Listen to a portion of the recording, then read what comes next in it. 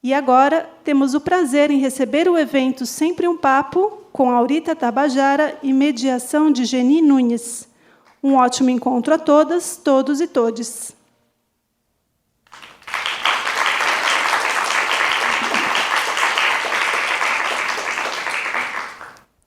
Boa noite a todas as pessoas aqui presentes.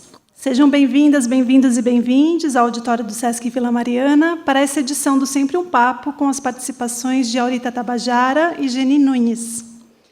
Os encontros do Sempre um Papo são gravados e postados no canal do YouTube do projeto. A presença no teatro autoriza o uso das imagens e posterior difusão.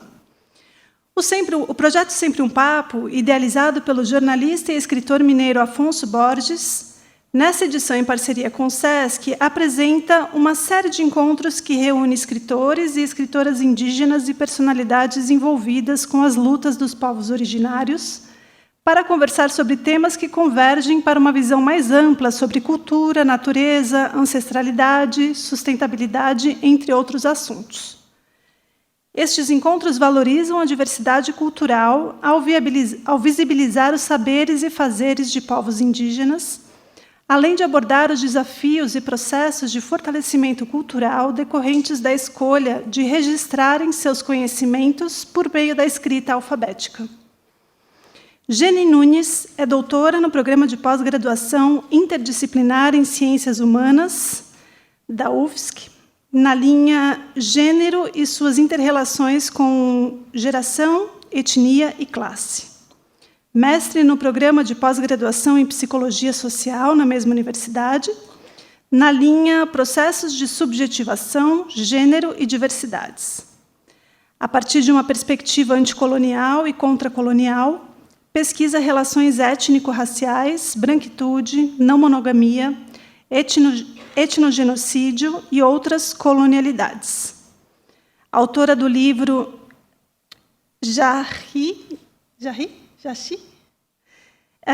Jaterê, o Saci é Guarani. Organizadora do livro Não Monogamia LGBT, pela APECU em 2020, e autora de capítulos de livros e artigos de temática étnico-racial e de gênero. Membro da Articulação Brasileira de Indígenas Psicólogos, Psicólogas e da Comissão de Direitos Humanos do Conselho Federal de Psicologia. Possui a página Genipapos no Instagram. Aurita Tabajara nasceu Francisca Aurilene Gomes, no interior do Ceará, na aldeia indígena de Ipueiras, do povo Tabajaras, no Ceará. É escritora, poeta e contadora de histórias, conhecida por ser a primeira cordelista indígena do Brasil. O seu livro, Magistério Indígena em Verso e Poesia, foi considerado como de leitura obrigatória nas escolas públicas pelo Estado do Ceará. Contaremos nessa noite com os intérpretes de Libras, Davi e Letícia. Convidamos, então, ao palco Aurita Tabajara e Geni Nunes para darmos início ao bate-papo de hoje. Desejamos uma ótima noite a todas, todos e todes.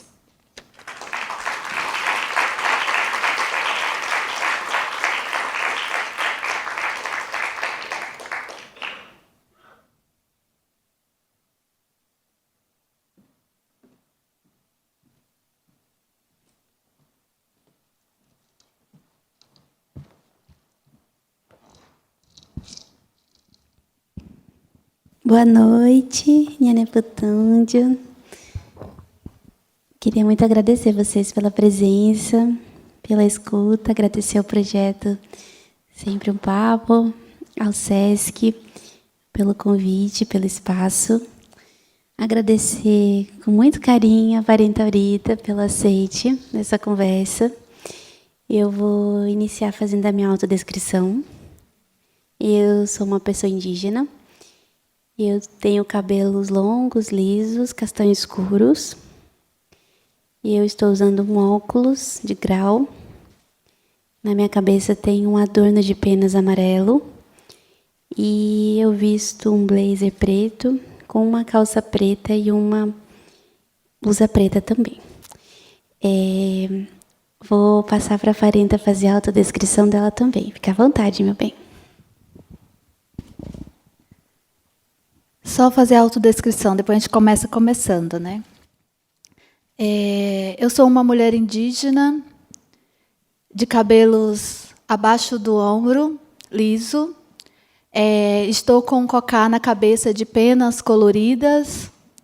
Estou vestindo uma blusa, que eu não sei como que é o nome disso, dourada, eu acho, com alguns grafismos vermelhos. Estou com uma pintura no rosto, vermelha, entre os olhos, abaixo dos olhos, de batom vermelho e um grafismo no queixo. Precisa de mais? Obrigada, meu bem.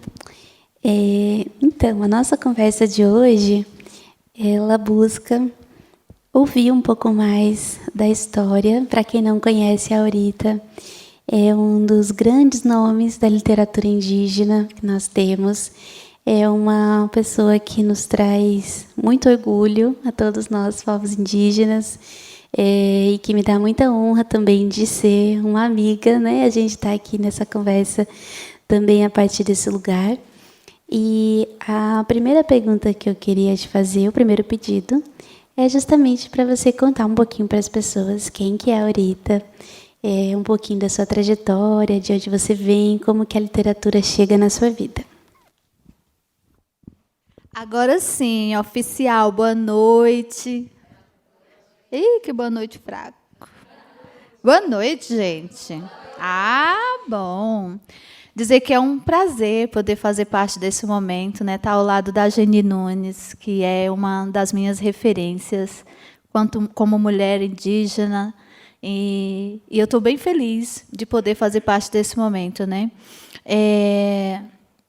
Nós, mulheres indígenas do povo Tabajara, a gente não inicia nenhuma fala sem fazer saudação, pedir licença aos nossos ancestrais, né, fazer a saudação a essa ancestralidade e ao público que está diante da gente. Né? Gostaria de estar assim, numa roda, bem pertinho, mas é um palco, está tudo certo. Né? Então, não sou cantora, então não liguem para a minha voz, só para o canto que vai pedir licença à ancestralidade e fazer a saudação a vocês.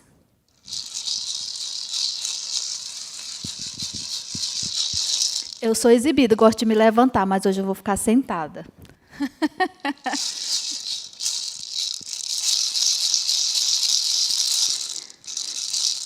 Na nossa aldeia tem sementes para plantar. Temos arcos, temos flecha e um pajé para nos curar. Meu pai Tupã, meu pai Tupã, meu pai Tupã, quem nos permite aqui estar. Meu pai Tupã, meu pai Tupã, meu pai Tupã, quem nos permite aqui estar. Já esqueci até a pergunta que tu fez, mas vou me apresentar em cordel. Sou Aurita Tabajara, nascida longe da praia, fascinada pela rima e melodia da jandaia. No Ceará foi a festa, meu leito foi a floresta, nas folhas de samambaia. Minha essência ancestral me encontro cordelizando, em amparo faz-me existir e ao mundo eu vou contando que a minha forma de amar ninguém vai colonizar. De arte vou me armando. Filha da mãe natureza, mulher guerreira eu sou, com a força feminina 5 séculos atravessou, cada vez mais sábia e forte. O meu medo é a morte que o preconceito gerou. Hoje, esta mulher levanta com letra e voz autoral, contra toda violência por um amor ancestral, de um corpo ensanguentado, usado sem ser amado, mas com espírito imortal. Minha avó é referência desde o tempo de menina, até me tornar mulher. As histórias que ela ensina me incentivam a falar que a mulher tem seu lugar, raiz que nunca termina. Eu não sou como Iracema, a de José de Alencar. Sou do povo Tabajara, onde canta o sabiá. Minha aldeia tem Imburana e minha terra é soberana pelo toque do maracá. Eu estou vendo duas celebridades ali, o Daniel Munduruku e a Tânia. Como que foi a pergunta mesmo, parenta? Como que a literatura chegou na minha vida, né? Olha, eu fui alfabetizada em casa, né? Eu fui uma criança que não tive a oportunidade de ir para a escola na minha infância. Então, aos 6 anos de idade, eu aprendi a ler e escrever em casa. De tanto ouvir a minha avó declamar, que minha avó é uma declamadora, né? Ela não sabe ler, não sabe escrever no papel, mas é uma pessoa que declama muito bem o cordel, que veio ouvindo lá, né, desde a mãe, da bisavó dela. E hoje tem 94 anos, minha avózinha, é parteira, é benzedeira, é mesinheira, e é uma das maiores contadoras de histórias de lá da nossa região. Então, minha avó é minha avó. Vocês vão ouvir muito eu falar da minha avó. E aí, com 6 anos de idade, quando a minha tia mais nova, ela foi embora para a cidade, para trabalhar nas casas de famílias, e ela precisou aprender a ler e escrever, para fazer comida. Como que é o nome? As receitas. E aí, quando ela voltou para casa, ela me ensinou a ler, só que eu queria aprender a ler na rima. Eu não queria aprender a ler igual todo mundo, né? O alfabeto, naquele tempo tinha as sílabas, né? Não sei como que é agora a alfabetização. E eu não queria assim, eu queria ler as rimas, eu queria aprender a saber como que lia uma rima, porque naquela época também eu não sabia. Eu estou falando daquela época, gente, porque eu não sou novinha, né? Já tenho 46 anos, linda e maravilhosa. E aí, naquele tempo, eu não ouvia a palavra cordel, né? Era o romance, era a rima. Então, eu queria ler assim, igual o meu pai, o meu avô também, que foi o meu pai, foi meu pai de criação, fui criado com os meus avós, ele cantava com o gado, com as toadas, né? Que para mim eu chamava de música personalizada, de toadas personalizadas, porque não estava escrito em lugar nenhum. Então, aquela forma do meu avô falar com o gado era a forma que eu queria falar com o público. E até hoje eu me atrevo assim, porque eu só me apresento em cordel, né? Então, a rima, para mim, ela foi, desde muito criança, me incentivando a querer saber o que era ler e escrever. Mesmo na família, sem ter ninguém que sabia ler e escrever, só a minha tia, que já aprendeu já depois dos 30 anos de idade. Então, aprendi muito rápido a ler e a escrever, né? E quando fui para a escola, que até hoje a gente mora, a minha região, a aldeia do meu povo, fica numa região bem de difícil acesso à cidade, né? Então, é no topo da Serra da Ibiapaba, lá no Ceará. Então, é difícil o acesso à cidade, não tem escola perto. Então, quando eu fui para a cidade, para a escola, eu tinha 9 anos de idade. Quando eu cheguei na escola, eu queria tudo fazer rimado, né? Já cheguei me atrevendo, assim, tudo rimando. E não fui compreendida na escola, porque todos os dias eu ficava de castigo. Mas, para mim, não era castigo, até porque eu não tinha muito conhecimento com essa palavra, o castigo.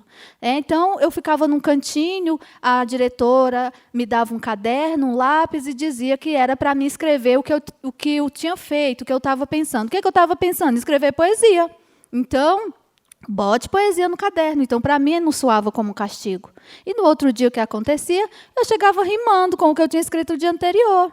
E assim, aos 9 anos de idade, foi quando nasceu o meu primeiro texto, que é o Grão, que ele não está metrificado, até porque aos 9 anos de idade eu não sabia, eu não tinha noção do que era metrificar um texto, né? E o cordel ele precisa atender essas regras da métrica, da rima e da oração, né? Tem algum cordelista aí na plateia? Alguma cordelista? Só para mim. Não tem? E aí... Até hoje, eu não deixei mexer nesse texto de forma nenhuma. Posso declamar ele? Posso, plateia? Oh. Não, só se você disser assim. Oh. Ah, agora eu declamo. Nasci em 70... Mentira, estou declamando o texto errado. Vou contar-lhe um segredo que aprendi como enredo recitando em poesia. De um grão que foi plantado, cultivado e germinado para se praticar todo dia. Esse grão vem da memória, transformado em história para nossa educação. Um velho quem me contou sobre o grão que já brotou no despertar da tradição. Eu fiquei imaginando na cabeça, martelando o que esse grão significa. Será bom para comer? Para ninguém queria dizer, vai que esse grão não fica? Fui perguntar lá no rio, mas ele estava com frio e não quis me responder. Voltei até o curral, mas não tinha um animal para algo me dizer. Fui perguntar para a Jandaia, que se banhava nas praias para o lado de Fortaleza. Ela me mandou voltar e os ancestrais a escutar e ouvir a mãe natureza. Aí me veio a lembrança, meu tempo de infância, que os velhos me diziam, que prestasse atenção na chamada educação, não deixar a cuca vazia. Eu ouço histórias na aldeia e para que outros leiam, escrevo aqui no papel. E o grão que estou deixando é outra geração buscando o mesmo em forma de cordel. Esse foi o meu primeiro texto, que nasceu quando eu tinha 9 anos de idade. Ele é bem mais longo, 10 estrofes, eu acho. Essa eu declamei, acho que 5, 6. Mas, para fazer a propaganda, ele tá aí na internet, nas revistas online. IHU, Maria Firmino dos Reis. Então, se vocês quiserem conhecer o texto por inteiro, ele está aí pelas as internets do mundo. É isso?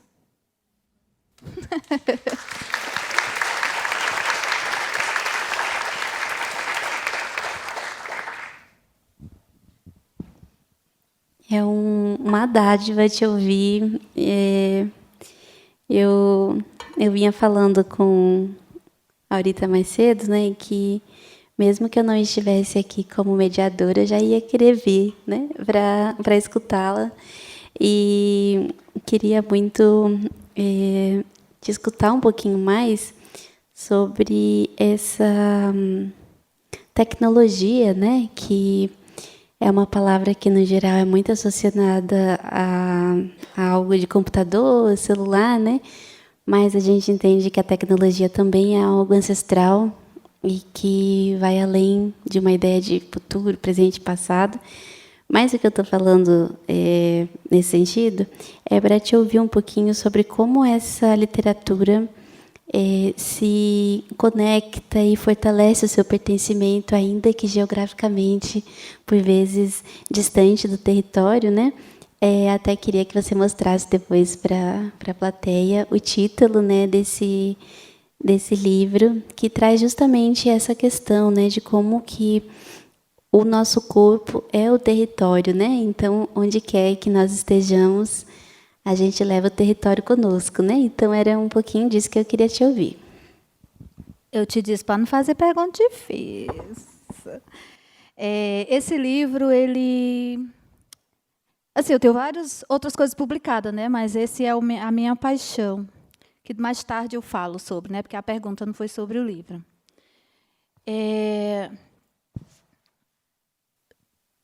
Na nossa aldeia, agora está chegando a internet e tal, só tem... Em 2000, que foi colocado luz elétrica na minha aldeia, foi em 2007. Não. Ou 2008, né? Então, não é tão... Até 2008, a gente ficou sem contato, né, direto com a tecnologia. Né? A cidade mais próxima são 38 quilômetros. E eu sou da época do Orkut. Tem alguém do Orkut aqui? Eu também sou da época do Orkut, tá? E eu tinha um perfil do Orkut, né? Foi o meu primeiro contato assim com as redes sociais, foi o perfil do Orkut. E esse Orkut eu queria para poder pesquisar, para poder conhecer, saber quem eram as pessoas indígenas que estavam ali, né, dentro da literatura. Então, eu ia de bicicleta, pedalava 38 quilômetros para chegar na cidade, um sol tremendo, uma serra, para chegar na cidade, para ir para uma lan house. Tinha uma lan house na cidade. Quando o rapaz da lan house me via chegar, ele já ficava triste, porque sabia que eu ia encher o saco dele, porque eu não sabia mexer no computador. Aí ia pedir para ele me ensinar, que foi aí que eu abri o perfil do Orkut e tal, né? Então, quando eu tive contato com a internet, eu entendi que a literatura ela pode ir muito mais além que a oralidade, né? A tecnologia ela veio para complementar. E foi através do Orkut que eu achei Eliane Potiguar, o Daniel Munduruku. Se lembra, Daniel? Foi no Orkut que eu que eu te achei, né? E aí já fui pesquisar essas pessoas, né? E aí entendi que tinha pessoas indígenas na literatura escrevendo, né? Tem uma história muito interessante com Eliane Potiguara, porque na escola ninguém sabia, ninguém tinha referência de uma pessoa, de uma mulher indígena escrevendo, né? E eu tinha essa vontade de saber quem é a mulher indígena que tem livros publicados, ninguém sabia me dizer.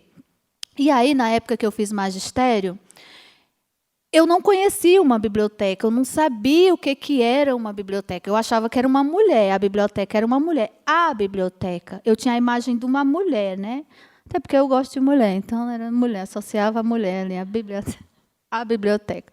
E aí, na época do magistério, no dia do meu aniversário, os professores do magistério me levaram para a BES, a Biblioteca Estadual do Ceará, para conhecer a biblioteca. Quando eu entrei na biblioteca, eu fiquei desesperada, porque eu vi que ali era uma casa de livros, né?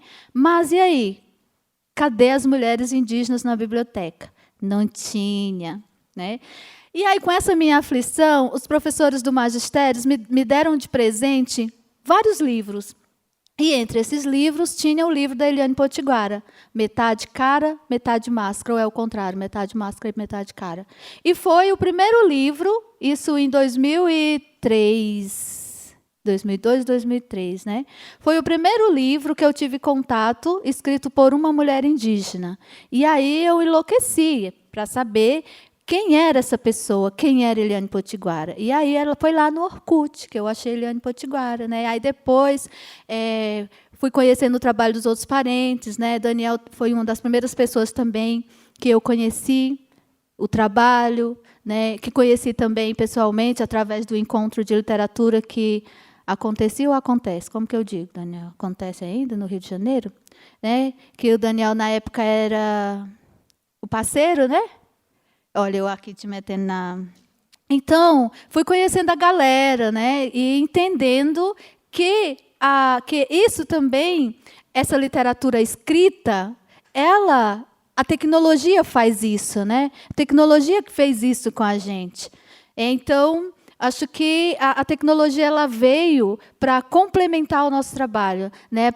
Até para dialogar com outros mundos, né? E a literatura indígena, ela não é importante só para as pessoas não indígenas, a literatura indígena, ela é importante para as comunidades indígenas também, porque nós não conhecemos, eu pelo menos eu não conheço todas as culturas indígenas no país, e cada cultura, cada povo tem a sua cultura, a sua tradição diferente, né? Nós somos muito mais que 300 povos indígenas no país.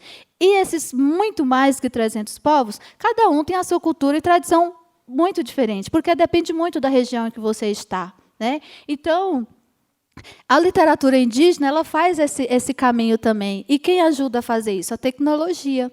Né? Pelo menos é o que eu penso assim. Ter um celular. Minha gente, hoje eu não vivo mais sem um celular. Né? Quando eu vou para o interior, que a internet é ruim, eu bate um desespero. Eu quero ir para a cidade para poder ter internet para responder os e-mails e tal, na época da pandemia. Né? A gente, aquela loucura de todo mundo em casa, eu voltei para a minha aldeia. Ah, não, mãe, tem que ter internet para poder, né, continuar trabalhando através do computador. Então, a tecnologia é uma coisa muito boa para a gente, para quem sabe usar. Né? Era isso a pergunta? Esqueci. Eu tive Covid, então eu esqueço. Tá ótimo, meu bem. Você citou, né, o carinho especial por esse livro. E é uma obra, né, que mostra também uma quebra de estereótipos, diversos estereótipos, né, que nós sofremos, inclusive do ponto de vista das pessoas que a gente ama, deseja, de quem que a gente é no mundo, né?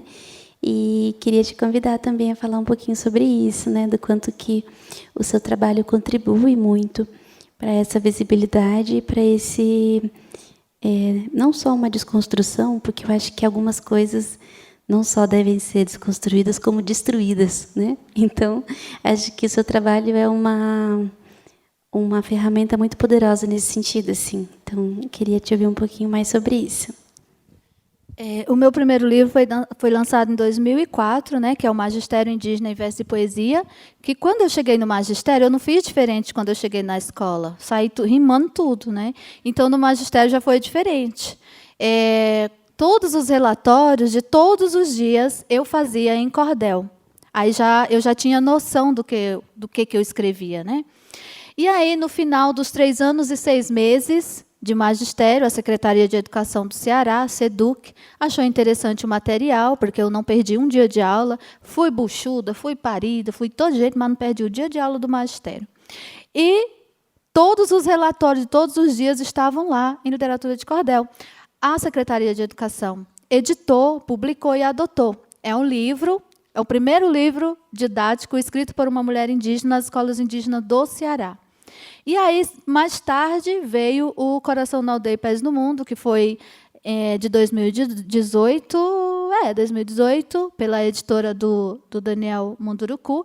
Mas o Coração na Aldeia foi o livro que me levou o meu trabalho até as pessoas assim, de um jeito mais rápido, não sei, né? Porque quando ele foi lançado, eu já não estava mais na aldeia, eu já não morava mais na aldeia, eu já estava aqui em São Paulo.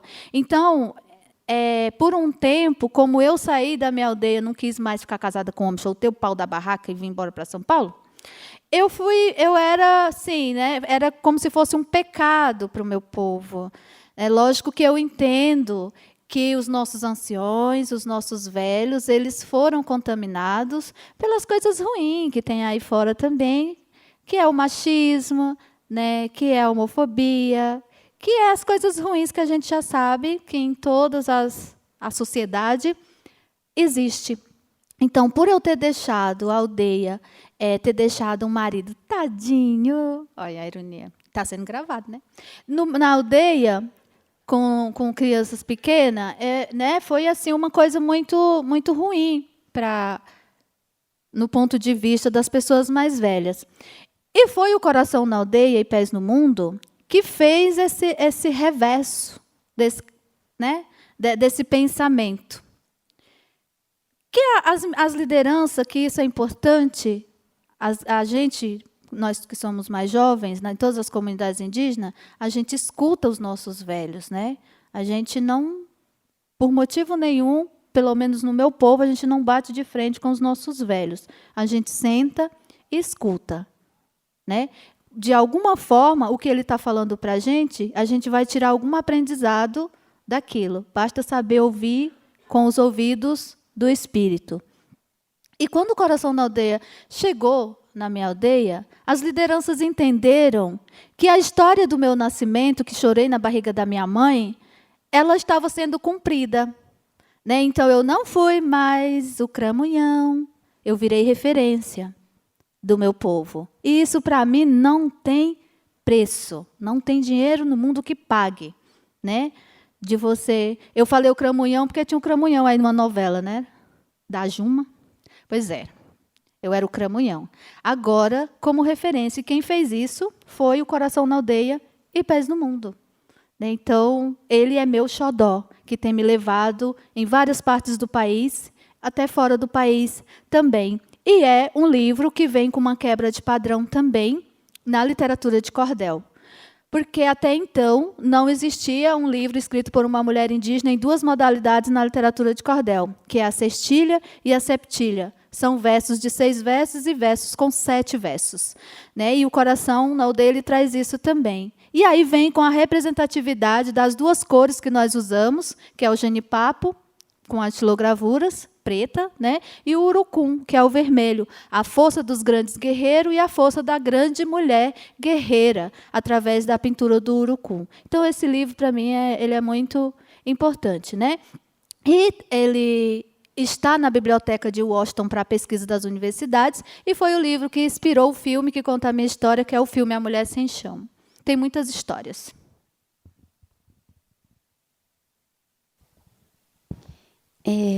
Tem uma das muitas, né, das suas artes que me toca muito. Eu lembro que um dos eventos que eu te escutei falando sobre ela foi justamente esse silenciamento assim das questões de sexualidade, de algo que, quando não é explicitamente proibido, a gente sente que tem uma certa cortina, né, um véu de silenciamento, né? Então, queria também te fazer esse convite para partilhar com a gente essa arte. Pode ser aquele texto. Deixa eu abrir aqui, que eu não sei o texto de cor. Viva a tecnologia, né?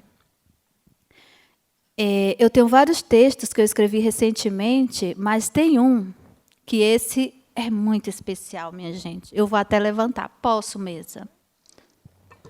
Porque esse texto é o texto. Bem recente, eu fui convidada por uma universidade. Ai, que vontade de falar o nome, mas não posso estar sendo gravado. Para fazer um bate-papo com educadores. E a pessoa que me ligou, pode ser que ela assista o vídeo e se toque, depois me ligue, né? E a pessoa falou assim para mim, perguntou se era verdade que é verdade que você é sapatão? Aí eu falei, é. Ela disse, então, o nosso bate-papo vai ser sobre literatura. Aí o tom de voz dela me fez entender que nessa literatura não podia falar que eu sou sapatão. Tá bom. E aí eu fiz um texto, educadamente, para me apresentar nessa universidade. Aí eu cheguei e não fiz a saudação, fui mal educada, né? Não fiz a saudação e já cheguei falando assim. Nasci em 79 antes do amanhecer. A parteira foi me benzer, assim conta a minha avó. Que eu abri um olho só, disposta à minha missão, sem ter no bolso um tostão, sorrindo bem satisfeita e com um olhar de perfeita. Eu já nasci sapatão.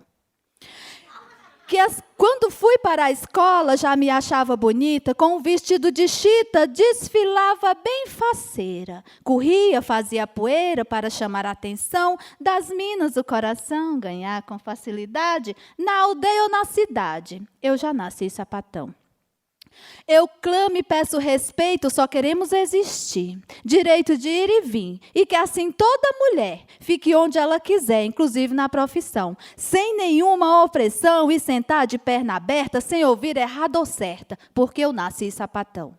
Sou indígena, sou guerreira, juntando-se à resistência, sábia e com inteligência que luta por igualdade de toda a sociedade. Para um dia ser inspiração, violência eu digo não.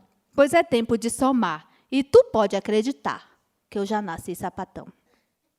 Que as pessoas sejam livres, pratiquem somente o bem. Bonito não é quem tem, mas quem sabe dá valor. Seja também o autor da sua reflexão. Por não atender padrão, eu já fui discriminada, outras vezes rejeitada, porque... E a plateia? Eu nasci sapatão. Eu creio que chegue um tempo que não irá precisar da mulher ter que gritar para se livrar do agressor, que a vida seja amor para cada situação, que esse meu coração seja para quem eu quiser, inclusive de outra mulher, porque eu nasci sapatão. Que a tal da homofobia nem possa mais existir, que a lei possa garantir o todo por igualdade, justiça e sociedade saiam da escuridão, de salto ou de pés no chão, que eu possa ser feliz aqui em outro país, porque Eu nasci sapatão.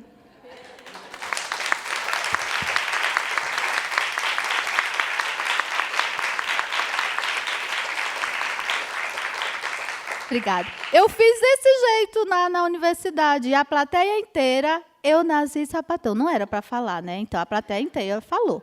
E aí, depois, houve assim, aquele silêncio. Eu pensei, vou ser expulsa, né? Porque não era para falar.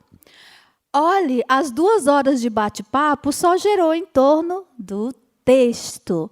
Tem maneira melhor de brigar? Não tem, gente. É através da literatura. É tecnologia. Então, olha que força, que poder tem a literatura na nossa vida. Pelo menos na minha vida, é uma coisa fantástica. Assim. Tudo que eu vou fazendo, a literatura está no meio. Os meus versos, os meus cordéis estão lá. Tudo eu vou rimando. Tive 4 filhos, tem a história dos 4 filhos rimados, e por aí vai. Então, tudo na minha vida vai através da literatura. Gostaram do texto? Sim!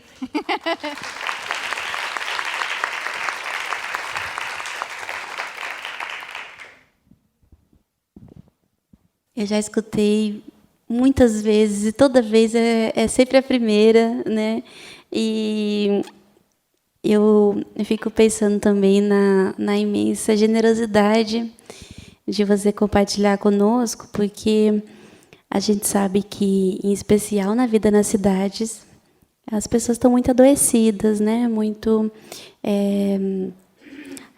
afetadas por muitas dessas feridas que a gente sabe, né, que afetam a terra e a gente é parte dela, né?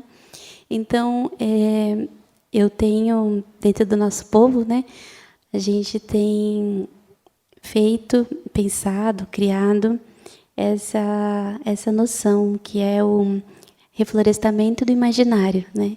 Então, ao mesmo tempo em que acontece, né, esse cuidado da terra, acontece também, né, dessas feridas do nosso espírito, né? Então eu queria deixar aqui registrado que, na minha perspectiva, você é uma das grandes reflorestadoras, né, desse encantamento mesmo do mundo, né? Eu acho que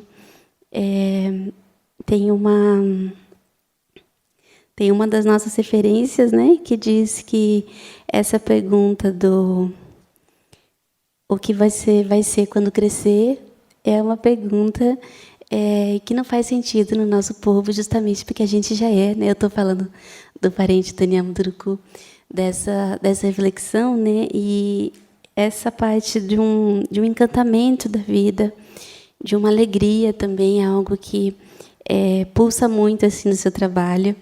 E a gente sabe que, como povos indígenas, é muito comum que todas as perguntas, todos os debates sejam apenas sobre a violência, né? Sobre as nossas lágrimas, sobre o nosso sangue. E, embora o seu trabalho também fale sobre isso, ele também tem muito sobre sorriso, né? Sobre essa afirmação da vida. E eu queria muito te agradecer por isso, que é algo que é uma medicina também para a gente, né? E aí, falando nisso, até para as pessoas também ficarem ligadas, eu queria ir encerrando essa primeira parte aqui do nosso encontro. E a gente vai abrir para vocês trazerem questões, mas antes disso eu queria te perguntar quais são os sonhos, as semeaduras, o que vem por aí que a gente pode esperar e como também as pessoas te encontram, né? Um pouquinho isso. Falando mais um pouquinho da escrita, né, eu escrevo muito também sobre a questão da educação da Mãe Terra, né, como esse respeito, né, que a gente talvez não enxergue ainda. O que é a Mãe Terra? Nós não chamamos a Mãe Terra de mãe porque é bonito, nós chamamos porque ela realmente é a nossa mãe. Nós somos filhos e filhas da Mãe Terra, nós somos um só, nós não somos os indígenas e a natureza, né? Nós somos filhos e filhas dela. A Mãe Terra, ela tem o seu sangue, que é a água que jorra lá por baixo dela, né? E o que a gente faz?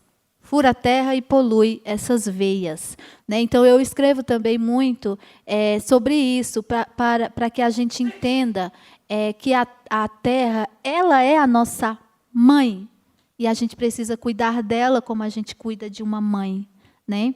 Para que a gente viva mais, que a gente não acabe por aqui, né? Que a gente consiga, que a nossa geração, ela tenha também a Mãe Terra para sobreviver, para viver, né?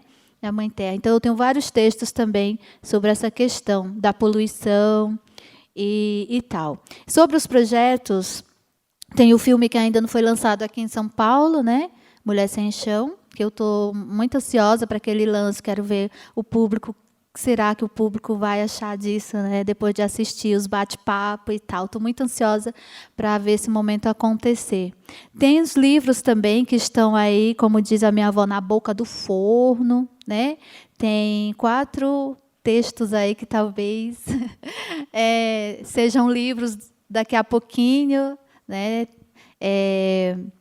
Tem o projeto das mulheres, que são as mulheres cordelistas, qual eu faço parte, do Ceará, porque ainda sou uma mulher indígena cordelista que não, assim, ainda estou sozinha. E não é esse o meu objetivo, quanto uma mulher escritora, né? Eu digo sozinha na literatura de cordel. Tem muitas mulheres escrevendo cordel e precisa ter mulheres indígenas também. Então, logo, logo terá aí um livro com várias mulheres indígenas na literatura de cordel. Esse é um dos meus sonhos, assim, que chegue logo, né? Tem outros que eu não posso falar. E as minhas redes sociais, o Instagram é ita.tabajara, que aí quem quiser saber por onde eu vou passando, o que vai acontecendo, lá no Instagram eu vou postando, né? Aí tem o canal do YouTube, que é de contação de histórias, que dizem também que eu sou contadora de histórias, né? Que é a Aurita Conta Histórias. E acho que é isso. Se vocês jogarem no Google, Aurita Tabajara, vai aparecer lá um bocado de coisa que é a meu respeito, né? Depois que a gente vira famosa, o Google escreve tudo sobre a gente. Agradeço, meu bem. Inclusive, para a gente finalizar mesmo, você comenta sempre, né, desse lugar de importância da sua vovó na sua história, no seu caminho. E ela é uma contadora de histórias, né, como você trouxe. E aí eu queria te pedir se você poderia nos presentear com uma história que ela tenha te contado, uma história que você queira compartilhar. Eu sei que uma das minhas favoritas é sobre a origem do seu nome, né? Então, mas fique à vontade, a que você quiser compartilhar conosco. É uma das favoritas dela, vai ser a de vocês também, porque é ela que eu vou contar. Olha, minha avó é minha avó, gente. Minha avó é minha avó, tipo, não tem assim palavras para descrever o quanto eu tenho uma conexão, essa conexão que eu tenho com a minha avó é muito forte. Eu sinto quando a minha avó não está bem, ela me sente. Então, a gente conversa assim, né, meio que espiritualmente. Meio não, espiritualmente a gente conversa, né? Que eu escuto a minha avó. E aí ela sabe, quando em São Paulo eu estou passando assim por uns perrengues, sabe? Quem é do Ceará sabe o que é perrengue. Não sei se tem alguém do Ceará aí? Não, então ninguém sabe o que é perrengue. Umas coisas. Ah, bom. E aí, essa conexão com a minha avó, ela me dá muita segurança, sabe? Muito de ser quem eu sou. Quem é a Aurita Tabajara, né? Minha avó, ela é parteira. Foi ela que me pegou nos braços pela primeira vez, né? Foi ela que me chamou de Aurita pela primeira vez. E é ela que me conta as histórias, desde a barriga da minha mãe, que ela disse que eu chorei quando estava com 8 meses na barriga da minha mãe. Alguém aí chorou na barriga da mãe também? Ué? Eu saiba, não, né? Pois é. E para nós, indígenas, chorar na barriga da mãe é uma coisa muito... É uma criança que é muito esperada pela aldeia. Não que as outras não sejam. Mas essa criança, ela vira meio que uma referência, sabe? Porque é um recado da ancestralidade. Essa criança vem aí com alguma mensagem, alguma coisa para a sua comunidade. Aí nasci eu, linda e maravilhosa, né? E aí, a história que a minha avó me conta desde muito criança, desse choro aos 8 meses na barriga da minha mãe, que hoje eu entendo que foi meu primeiro grito de resistência. Eu, estou saindo, me respeitem, né? E quando a minha mãe estava em trabalho de parto, a minha avó disse que já estava no 5º dia e a bonita aqui não nascia. E minha avó já estava ficando aperreada, né? Por que essa menina não nasce? Minha mãe, tadinha, com dor, durante 5 dias. A gente tem o rio, que é lá na aldeia, do lado da casa da minha avó. Aí minha avó disse, já sei. Aí levou minha mãe 5 horas da manhã. Gente, a minha região é serra, lá faz frio. 5 horas da manhã, minha avó levou minha mãe para o rio, para dar banho na hora da dor. Quem vem? Eu, 15 de novembro, um dia frio, uma quinta-feira, dentro de um rio. E aí, essas histórias, para mim, são histórias muito bonitas, são histórias que eu escuto milhões de vezes a minha avó contar, e a emoção que eu sinto, cada vez que ela conta, é uma emoção diferente, né? E essa era uma história também que eu queria muito registrar, queria muito escrever, que as pessoas conhecessem através do papel, né? Através do livro. Então, as ervas que foram defumadas na hora do meu nascimento, né? Eu fui para casa, minha avó disse que minha mãe me levou para casa enrolada em umas folhas, porque não levou pano, né? Os coeiros lá do tempo para o rio. Então, isso para mim, sabe, aquela emoção de ouvir a minha avó contar essas histórias. E o Aurita, por que Aurita? Ita é pedra na língua tupi, né? E o aur é de ouro, né? Então fizeram aí uma misturada de aurita, ficou pedra de luz. Olha aqui que brilho, né? Não tinha para outra pessoa esse nome, era meu, Aurita. Então, assim, é o nome que eu gosto de ser chamada. Meu nome de registro é Francisca Aurilene, mas é só para os documentos, é só para os contratos. O nome mesmo, meu nome, que é o nome que me chama, é Aurita. Esse, sim, é o meu nome. Foi o nome que eu recebi na hora do meu nascimento. Foi o nome que eu fui chamada pela primeira vez pela minha avó, né? E é o nome que eu sou chamada na aldeia. Então, esqueço Francisca, é só para os contratos, só para quem me contrata. Na vida real, é Aurita, hein? E aí é uma história que eu gosto muito, né? Tem muitas histórias que a minha avó conta. Por que o fogo é sagrado, por que a gente não entra no rio sem pedir licença, né? São as histórias do meu repertório que eu conto para a criança. Mas aqui eu queria contar mesmo do meu nome, né? Para depois ter os retratos, né? Olha, tirei o retrato com ela que chorou na barriga da mãe, né? Para que melhor? Agora é o público. Eu acredito que sim. Eu queria agradecer por ter compartilhado conosco.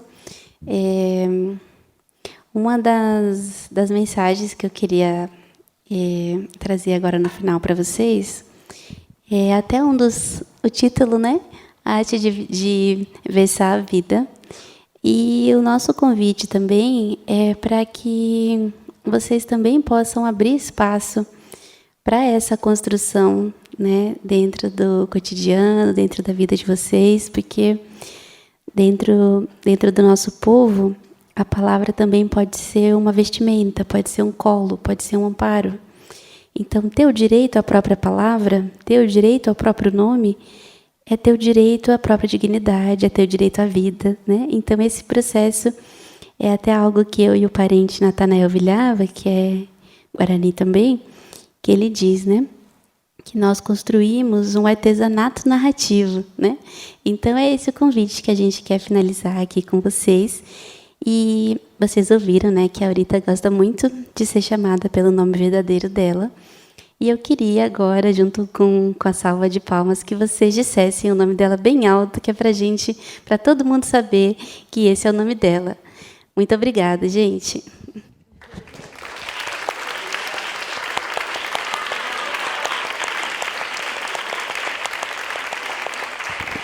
Como é mesmo o nome dela?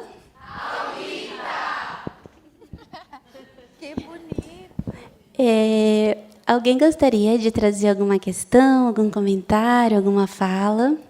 Fiquem muito à vontade, por favor.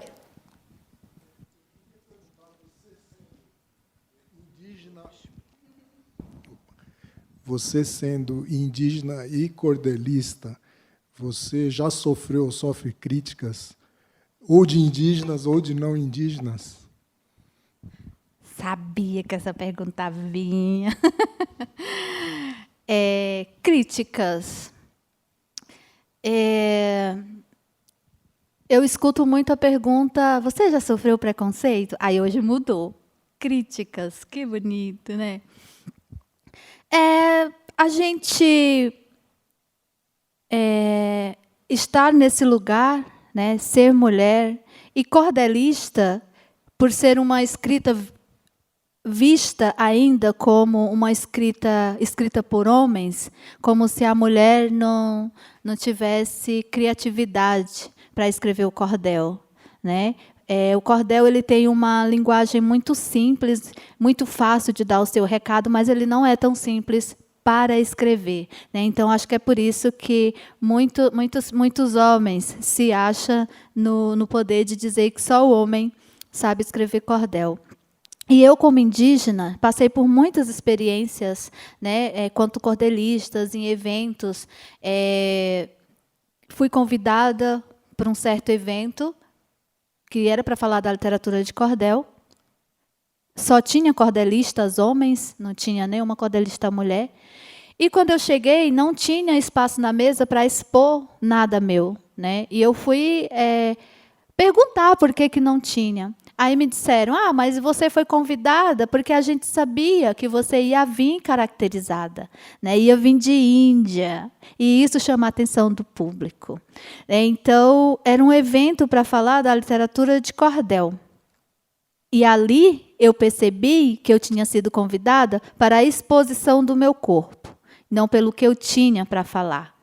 E aí eu fiz bem parecido com o texto Eu Já Nasci Sapatão. Subi no palco e me apresentei literatura de cordel e ainda dei mais uns recados que eu tinha escrito em cordel para aquele momento. Então, são situações em que eu não bato de frente com ninguém, né? Mas por quê? Que não sei o quê. Não. Eu dou o meu recado mesmo através do cordel, que para mim é mais bonito e até mais chique, né? No palco, todo mundo ouvindo. Então, é mais chique para mim. Viva a tecnologia. Então, desse evento para frente, foi diminuindo assim, e hoje eu já me sinto respeitada no meio dos cordelistas, né? E tem o movimento das mulheres cordelistas aqui em São Paulo também. Então, tem muitas mulheres escrevendo a literatura de cordel. Então, a gente tem aí uma força maior, né, de conexão da escrita do cordel. Eu sou uma mulher indígena, mas eu sou mulher, né? Eu não vou estar só no meio das mulheres indígenas que estão escrevendo, eu tenho que estar no meio das mulheres, né, de quem escreve. Então, a gente está nessa força aí. Então, eu já me sinto respeitada já. Respondi? Bom. Acho que cabe mais alguma questão, comentário. Tem alguém? Fica à vontade. Ali. Cadê? Ali.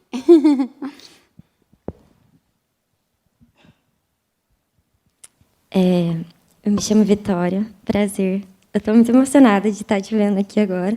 Eu tenho seu livro. Que chique!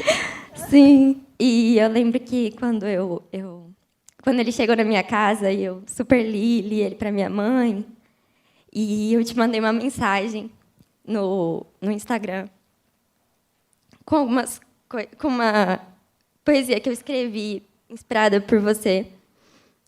E você me pediu no Instagram que eu gravasse declamando, mas eu nunca consegui gravar esse vídeo. E aquilo ficou, tipo, no meu coração, sabe? Então, hoje eu vou declamar para você.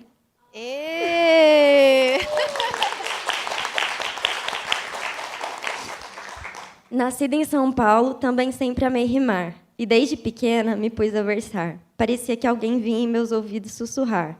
Poemas e versos que me punha a escrever. Quando menina, descobri algo que não podia dizer. E, de repente, ser sapatão se tornou uma questão. Como pode o amor ser uma abominação? Onde quer que eu olhasse, não via representação. Me senti sozinha e, mesmo novinha, fui para outro estado, fazer graduação em antropologia. E quem diria, até mestrado. Mas eu sabia que um dia voltaria. Muitas saudades da família e preocupação. Veio então a pandemia. E eu voltei. Mas logo a partida de minha avó dilacerou meu coração. Não sei por que quis lhe contar, mas imagine a alegria que senti ao te encontrar.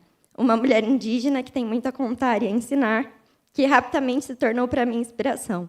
Devorei seu livro em menos de uma hora, tamanha empolgação. E talvez esse seja meu modo de lhe entregar o abraço apertado que eu gostaria de lhe dar. Esse abraço pode ser agora? Posso?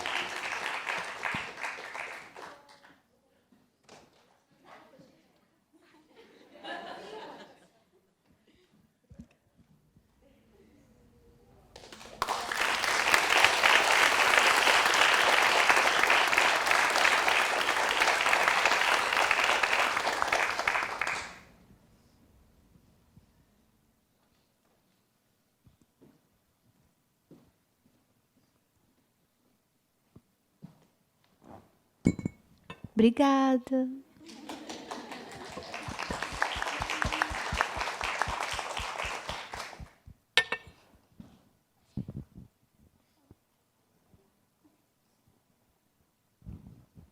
Olha, a gente falou bastante de água, de rio, e eu já estou aqui muito emocionada. Muito obrigada por ter compartilhado conosco, pela sua presença. Tem mais alguém que gostaria de fazer algum comentário, alguma fala? Nossa, o coração acelerou. Então, vamos aos abraços. Muito obrigada, gente, pela presença, pelo tempo. Foi um prazer para mim, Aurita, mediar essa conversa, estar aqui com vocês. A gente espera encontrar vocês em breve, né, em outros espaços. E queria deixar, se você tem uma mensagem final que você gostaria de encerrar, a palavra é sua. Nossa, eu estou muito emocionada, o coração está tum-tum, né? Muito obrigado mesmo por esse presente. Então, acho que é só agradecer, né? Agradecer pelo convite, né? Agradecer aqui o Sesc pelo espaço. Geni, obrigada por compartilhar esse momento com você. Isso é incrível. E agradecer a presença de vocês, né? Que isso é incrível demais. A fila para o retrato, já estou vendo. E aí, uma coisa que eu gosto muito de fazer é encerrar dançando. Que tal? Sim. Hã? Então, não sei ainda. O pessoal está me enrolando também. Aí tem que ver lá nas minhas redes, nas redes sociais, para ver quando que vai. Mas está bem próximo. Então, vamos dançar, né, gente? Vai dançar também? Ah, bom. Era bom se todo mundo tivesse com maraca, né? Mas não tem maraca para todo mundo. Quem se sentir à vontade, quiser ficar de pé, aí fica mais interessante a gente dançar. Quem quiser vir aqui para frente, se exibir assim que nem eu. Você vai descer, Geni? Vou ficar sozinha no palco. Quem conhece o Pisa Ligeira aí na plateia? Você é dos movimentos sociais. Então é essa, né? Que já tem gente que conhece. E aí quem não conhece vai aprender agora e nunca mais vai esquecer. Quando a gente dança, nós indígenas, estou falando do meu povo, a gente sempre usa o pé direito. Bom, quem tiver 2 pés direitos, dança do mesmo jeito, tá, gente? Não se preocupe. Porque essa conexão com o nosso pé direito, né, no chão, na nossa cultura, é uma força que a gente está trazendo, essa conexão com a Mãe Natureza, essa conexão com a Mãe Terra que a gente está trazendo, né, essa ligação de baixo com o sagrado, né, com essa sabedoria do universo, né, que é isso que a ponta do nosso cocar faz, essa pena maior, né, e essa ligação com o nosso pé no chão, né. Eu estou no salto porque eu sou chique, então vai ser assim mesmo no salto, né. Primeira batidinha.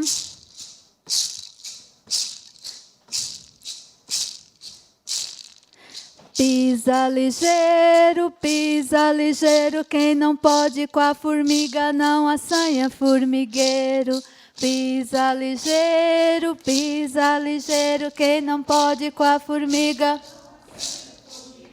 Quem não pode com a formiga. Quem não pode com a formiga. Aí a gente só aumenta um pouquinho. Pisa ligeiro, quem não pode com a formiga não assanha formigueiro. Pisa ligeiro, quem não pode com a formiga não assanha formigueiro. Quem não pode com a formiga. Quem não pode com a formiga. Aí só mais rápido. Pisa ligeiro, quem não pode com a formiga não assanha formigueiro. Pisa ligeiro, quem não pode com a formiga não assanha formigueiro. Quem não pode com a formiga. Quem não pode com a formiga. Só mais rápido. Pisa ligeiro, quem não pode com a formiga não assanha formigueiro. Pisa ligeiro, quem não pode com a formiga não assanha formigueiro. Quem não pode com a formiga. Quem não pode com a formiga. E para encerrar mais rápido. Pisa ligeiro, quem não pode com a formiga não assanha formigueiro. Pisa ligeiro, quem não pode com a formiga não assanha formigueiro. Quem não pode com a formiga. Quem não pode com a formiga. Quem não pode com a formiga. É isso, minha gente. Muito obrigada.